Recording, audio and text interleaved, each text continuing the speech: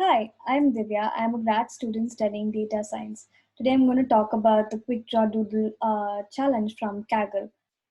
Let me start with an outline of the presentation. So I'm going to talk about what is Quick Draw, about the Quick Draw dataset, the challenges in the dataset, the solution, the data generators, the model that I used, mean average precision score, and class activation maps. So, QuickDraw is an experimental AI game that was released by Google, and it uses machine learning to predict the hand-drawn images by players around the world within 20 seconds. From this video, you can see that I'm going to try to draw an image of a tooth, and Google would use a neural network to predict the image. So it finally guesses that it's a tooth. Let me move on to the QuickDraw dataset. So Google has released about 50 million drawings with over 340 label categories. The goal in this competition is to build a neural network to classify these images. Now, two versions of the data are given. One is the raw data that has a timestamp, and the other is a simplified version that has no timestamp.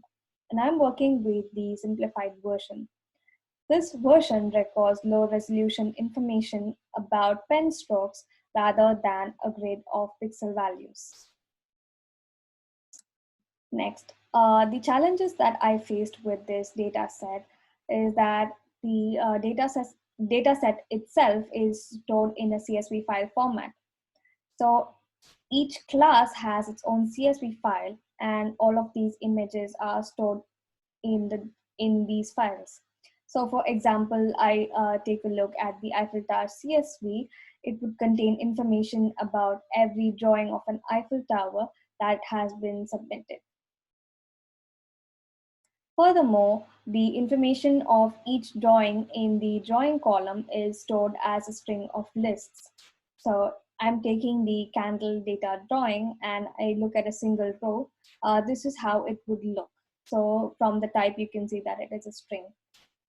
In order for me to work with this list, I need to convert it into a list of lists. So Python has a function called eval that allows me to do that.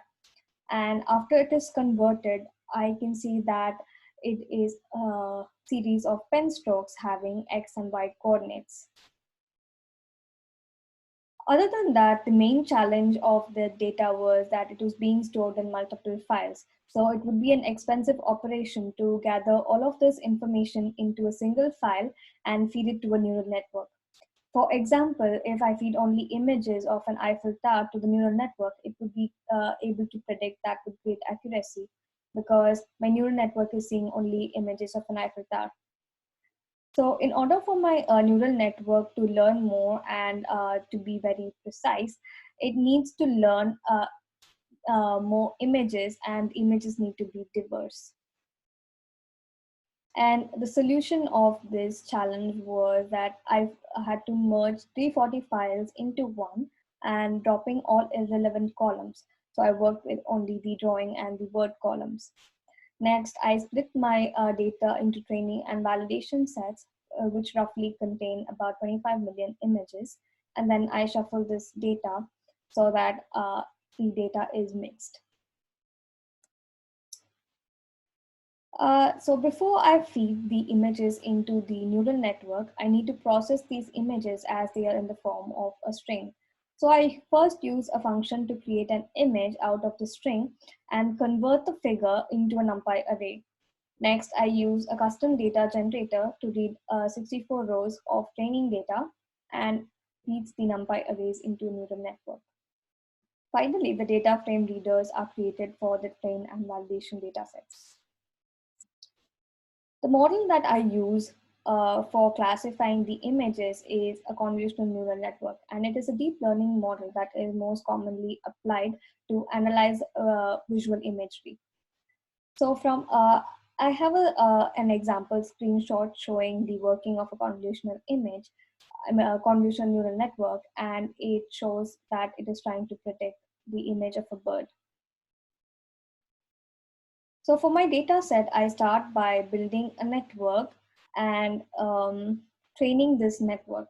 So I train it for 3 runs because this competition allows me to do so. So I have 100 epochs, a learning rate of 0.001, and each epoch has about 100 uh, batches. Then I look at the accuracy, and if I can further improve on it, I do so by consecutive runs. Usually in data sets, overfitting is a major concern, but in our case, we never feed the same training images twice to our neural network. So from the plot, we see that the training and the validation curve are really close. And that means that for each epoch, we show the training image only once. And the accuracy that I receive after 3 runs is about 72%. Next, the mean average precision at 3 is the submission evaluation for this competition. So it is a metric that is used when multiple predictions can be provided for each observation. For example, if we take a drawing of a bicycle, the first guess would be a nail, a music note, and then a bicycle, provided that the model is able to predict it correctly.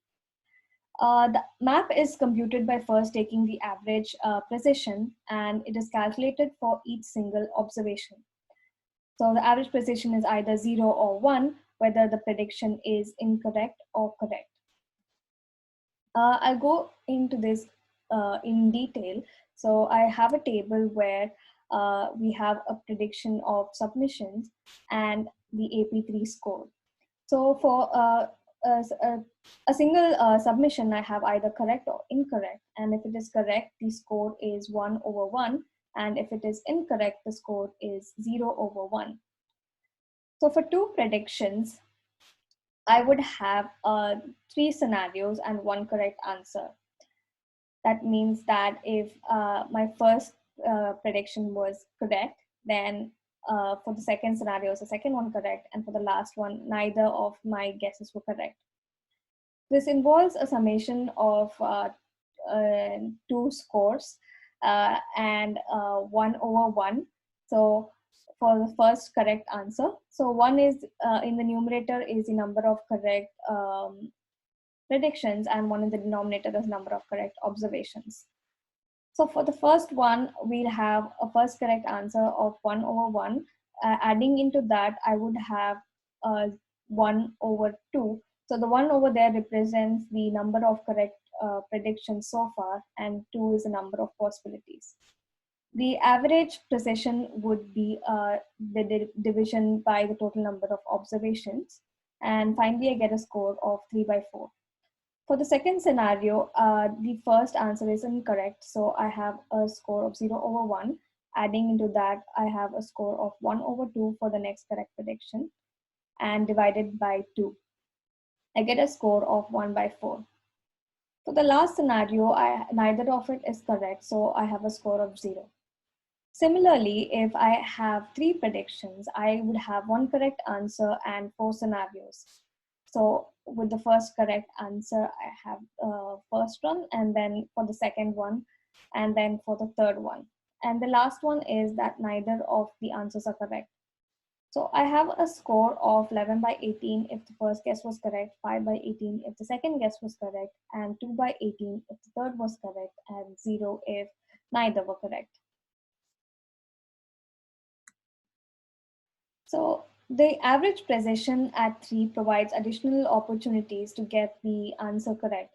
However, if the initial guess is correct, the AP3 will be lower if we submit additional guesses. So we can see from the screenshot, the prediction of one submission has a higher score rather than the prediction which has 2 submissions. So it is penalized if there are more guesses.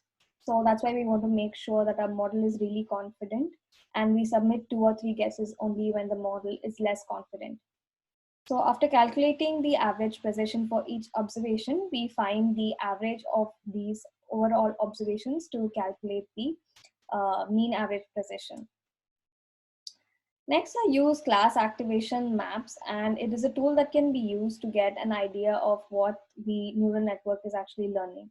So the technique relies on applying a heat map on top of the image, and the CNN thinks which parts are more relevant to make predictions.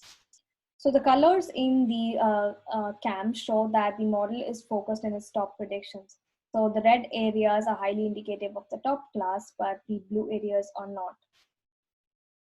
So in this picture of a star, the model has the top three predictions of a star, airplane, and snowflake. But it is really confident that the image is a star because of the probability of 1. So you can see that the model is really focused on the points such as the corner and the edges. Similarly, for the prediction of a rabbit, the highest prediction was 0.99 score, and the model focuses on areas like the ears, the feet, and the tail. The next one is a picture of a face, but the model had guessed it incorrectly because the areas of concentration was these lines of squiggles because it looks like a beard, and that also received a highest score. Another incorrect prediction was of a toaster, and it has three predictions of a sink, hospital, and suitcase.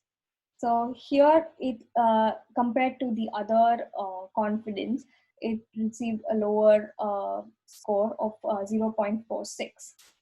And the area of concentration here was at the top part because it looks like a faucet, but instead it was a bed. So I come to the end of my presentation, and for further analysis, I would probably use a confusion matrix to explore which classes the model gets correct or incorrect the most often. And further, I would fine tune my model to train it with more runs for a much better accuracy. Thank you.